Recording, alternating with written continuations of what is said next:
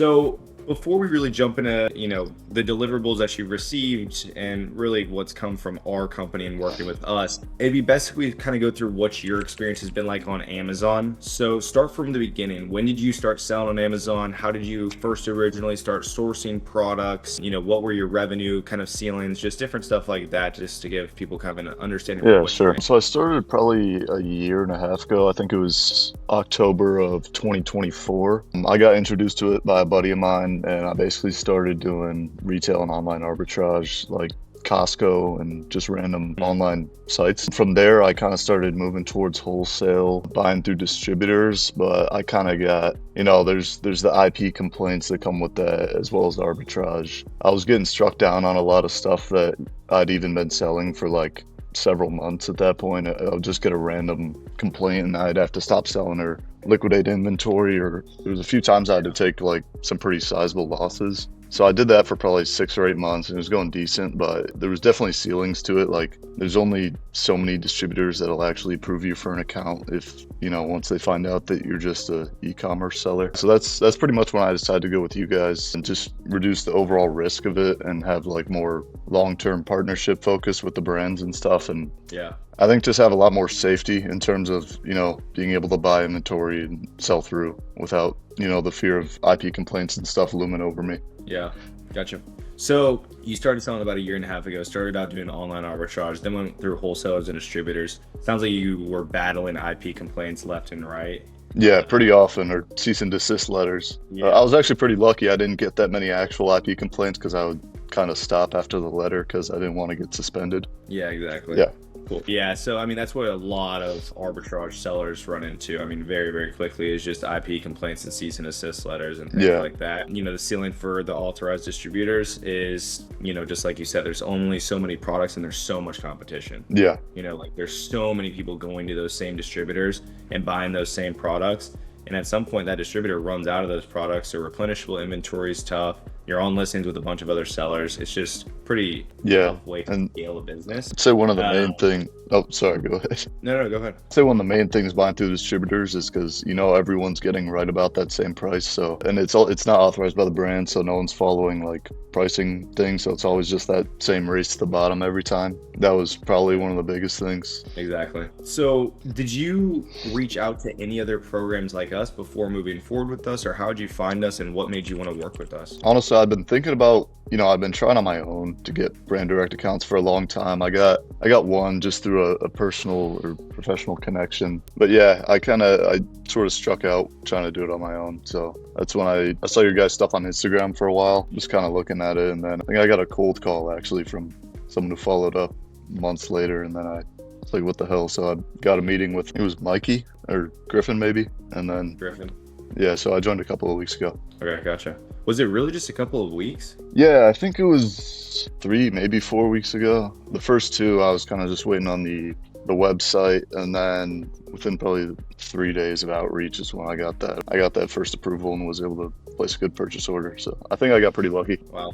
Yeah. So let me ask you this: you said that you were reaching out to brands, so that's a good good thing to point out. So how many brands do you feel like you reached out to, and how long were you trying to get brand approvals before starting to work with us? Not super long, probably a couple months, but I didn't really know how it should be positioned or exactly what to say. You don't really lead with Amazon stuff because then they're kind of trained to instantly back away from that kind of stuff. Yeah. So your guys, like the email scripts and the outreach, what to actually say, how to position, definitely helped like immediately. Yeah. So did you have a website before? Yeah, but it was just something I built in like an hour or two. It wasn't very good. The new one definitely beats the hell out of my old one. So yeah, so the original website that you were using was probably pretty trash. Yeah, not good. It took me about an hour, I think, to make. So. Any remarks or like just breakdown as far as what the website that we gave you, things that you like about it, a timeline to get it done, just give them some insight to kind of what that looks like and how it helps. Yeah, the timeline, I think it took 2 weeks and maybe like a couple of days. It definitely it looks a lot more professional than the other one. It makes you look like a much bigger company. I think also, the email inbox, that plays a big role. You can't be reaching out from a Gmail address or like some random one. But Yeah, business email for yeah, sure. the depth of the website I think helps. It's not just the one front page saying this is who we are. There's, stuff you can move around. It makes it look, I think, a lot more legitimate and a lot more like professional in general. Yeah, I think those were the main things, definitely. And then actually putting some products and distribution categories on there, that also definitely helps, Yep. when talking to the brands. So Cool.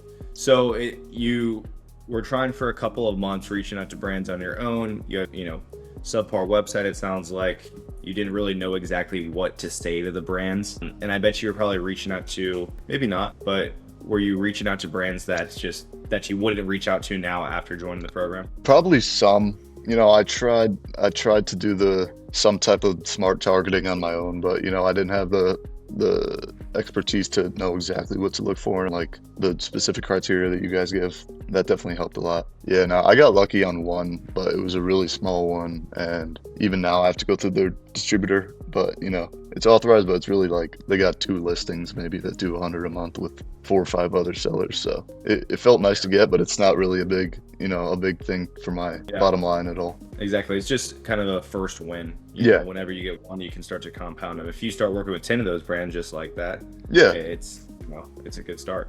And when I hear people starting to get good results, I basically instantly just shoot you a quick call. Yeah, no, I think you called me about 5 minutes after I was talking to Griffin about it. So. I was with Griffin. We were working at a coffee shop. Oh yeah. So just like, all right, what's his number? Call. But yeah, Griffin and I are together pretty much all the time. So you came with us about 2.5, 3 weeks ago. It sounds like maybe 4 weeks ago. Yeah. Within 3 days of starting to do outreach with the fresh system in place, fresh email scripts, Yeah. fresh business website built out, you got an approval. Yep. It's not a brand that's going to change your life or anything, but it's a good brand that doesn't have a ton of competition that you're authorized to sell. Yeah, and it was That's what pretty we're- healthy, decent margins at least. So. Yeah, that's what we're looking for. Yeah. So talk to me a little bit about what the communication is like and, what it's like working with Griffin, because you were pretty directly with Griffin, right?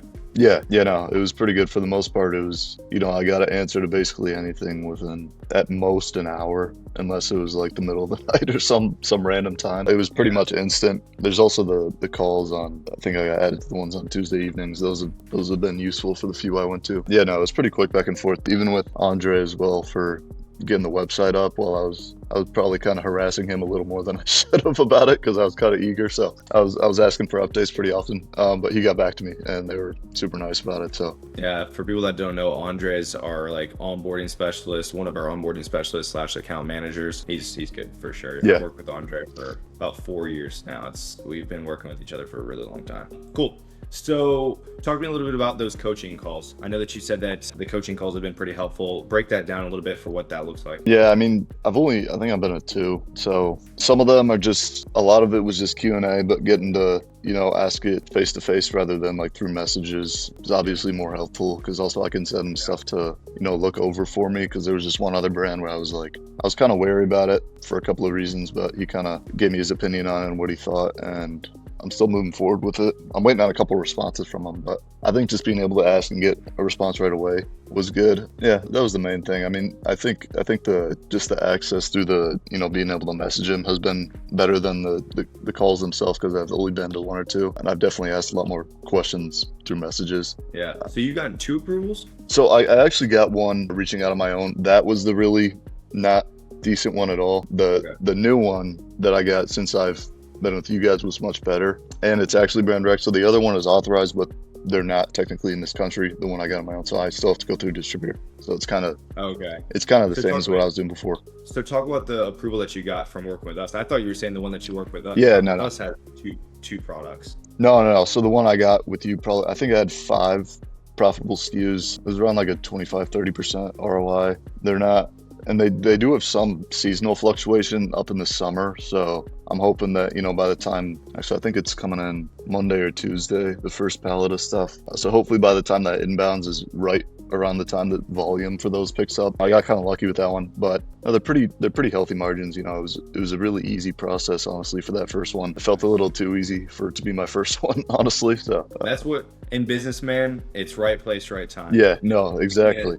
Being being in as many places as you can to Yeah, be in. it's definitely about You know, casting the wide net. So exactly. It's so funny. Like when there's friction with anything in business, like most things, it's crazy. I've learned like most things do come pretty easy. You know, yeah, when like when things go right, when the system works right, it's pretty easy. You yeah, know, it but was. usually it doesn't end up working out. Yeah, it was a little too easy because, I went back and forth with him. I think the whole process from when I sent the first message to him to when I placed a purchase order was maybe 24 hours. So that I Yeah, feel like that's that's not good. a lot faster than it'll go for me in the future. But one of those every once in a while is going to be pretty Yeah. good. So I mean, our distribution company lands like 30 to 50 new brands every single month for our Amazon yeah, business. Purchase orders, once you get the approval, they have to be done in like 48 to 72 hours, or else the brand starts to get frustrated. So, yeah, like, the brand enjoyed working with you too because you got it done in a seamless manner. You got the pricing sheet, yeah. you sheet scanned it, and you had a purchase order ready to go in 24 hours. You know, Yeah, it that's what was they're looking nice because for, you know? Griffin, he also helped me negotiate their MOQ for the first order because it Nice. was a little higher than, what would have made sense for, an initial order. So that was good too. That was definitely a good perk. I think I talked about half of it. So Nice. Did you get added to brand registry with that brand or no? no, but they sent over an e-commerce seller agreement and said, as long as I store it properly and follow these and follow that, then I'll be able to sell it. And they sent me back their signed copy. So I was auto ungated for it. So I didn't really need brand registry. Love it. Yeah. Cool. So we only got a couple minutes here. I don't want to take up too much of your time at all. Anything that you would say to somebody that's like on the fence about making this move and jumping into our program? You know, a lot of people struggle with the same exact things, and the solution to those problems are buying directly from brands, but a lot of people just don't know where to start.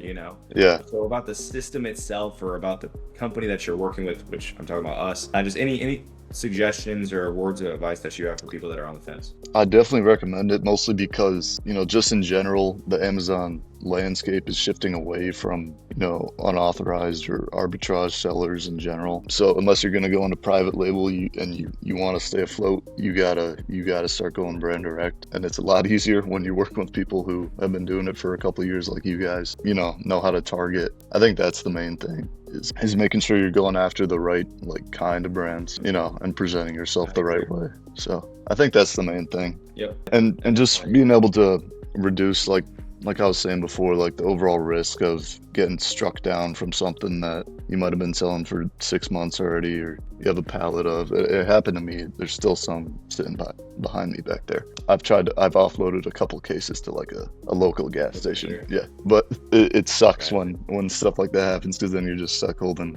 You can't spend your inventory. Trust me, bro. You can't buy stuff with it. We have been there and done that Yeah. way more times than we would like to say. Yeah. Not anymore, luckily, but we, back in 2019, 2020, 2021, it was. Yeah, it stinks. We Yeah, had a liquidator that we would just go to whenever it happened. It's just part of kind of risk management and Yeah. part of the business. But luckily with, brand authorization, it really never happens anymore. yeah, you don't get stuck. Yeah. Yep. I appreciate you taking the time. If you ever need anything from me, just let me know. Griffin's always one call away.